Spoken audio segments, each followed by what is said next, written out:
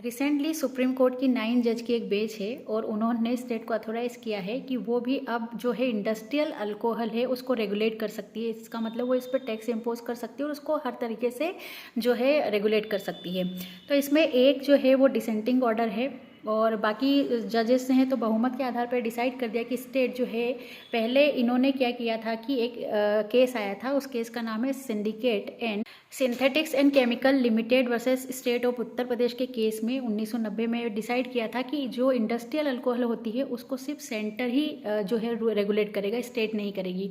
लेकिन अब जो है रिसेंटली जजमेंट है तो इसने स्टेट के लिए रास्ता खोल दिया है कि इंडस्ट्रियल अल्कोहल को अब जो स्टेट भी रेगुलेट कर सकती है। साथ ही उन्होंने कहा कि 1990 का जो एक केस था synthetics limited versus state of Uttar Pradesh, ये जो इंडस्ट्रियल लिक्योर की जो डेफिनेशन है इसका जो दायरा है ये कम करता है। और अब इस केस से जो है ये इस ऑर्डर से इसका दायरा बढ़ा दिया गया है कि जो इंडस्ट्रियल लिक्योर है, ये अल्कोहल है, ये भी मतलब इसको एक तरीके से इंटॉक्सिकेट लिक्योर बोला गया। और इंटॉक्सिकेट लिक्योर में ओपियम और भी सारी चीज़ें हैं वो सभी आते हैं और एक तरीके से हम इसको पॉइजनियस लिक्योर भी कह सकते हैं। बेंच ने इंटॉक्सिकेट लिक्योर की को डिफाइन करते हुए ये भी बोला कि इंटॉक्सिकेट लिक्योर का मतलब होता है वो सारी तरह की जो है अल्कोहल को इंक्लूड करती है जो कि नेगेटिव इम्पैक्ट डालता है पब्लिक हेल्थ पे, और इसमें वो सारी चीज़ें भी आ जाती है।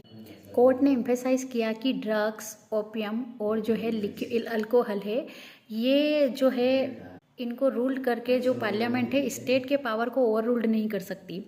तो जो स्टेट की जो लिस्ट है उसके अंतर्गत इनको ये पावर दिया गया है कि अब ये भी इंडस्ट्रियल अल्कोहल को इस तरह से यूज़ कर सके, मतलब उसके ऊपर पॉलिसी बना सके, रूल बना सके।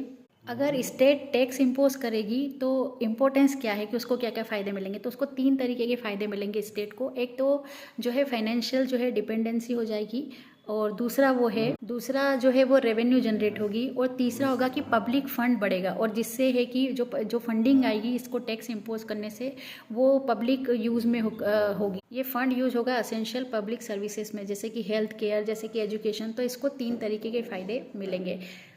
इस रूलिंग के बहुत सारे इम्पैक्ट भी हुए हैं और वो इम्पैक्ट है 4-5 है जो 1 बाय 1 हम डिस्कस करते हैं। तो नंबर 1 है, जितनी भी पेंडिंग लिटिगेशंस है और वो जो स्टेट और सेंटर की रिलेशनशिप में जो दरार आ रही थी, तो इससे इस रूलिंग के बाद वो जो पेंडेंसी है वो ख़त्म होगी, क्योंकि यहाँ पर स्टेट को एम्पावर कर दिया है कि वो रूल एंड रेगुलेशन बना सकती है। दूसरा जो इम्पोर्टेंट है इसका इम्पैक्ट वो ये है कि यहाँ से जो है रेवेन्यू जनरेट होगा स्टेट के लिए और स्टेट के पास फंड आएगा। तीसरा, स्टेट की रेगुलेटरी पावर बढ़ जाएगी। चौथा, इंडस्ट्रियल पर्सपेक्टिव जो स्टेट का वो भी बढ़ जाएगा। और पांचवा और लास्ट है, स्टेट इसका